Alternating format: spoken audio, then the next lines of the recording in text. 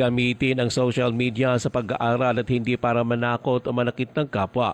Itong panawagan sa mga mag-aaral ni DepEd South Cotabato Information Officer Maria Teresa Haligado. Kasunod ito ng mga online threats sa mga paaralan na kinasakutan mismo ng mga estudyante.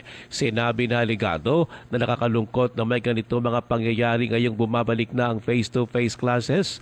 Binigyan din ni Haligado na apektado kasi ng mga pagbabanta online ang buong school community, lalo na't bumabangon pang sektor ng edukasyon mula sa pandemya.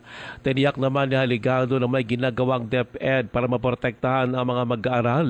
Alisunod anya ito sa mandato ng kanilang central office. Kabilang anya dito ang paggamit ng metal detector at radio frequency identification system sa mga paaralan. Umaasa naman sa Haligado na matutuloy sa Setyembre at 3 ang na-postpone kahapon na disaster at emergency drills.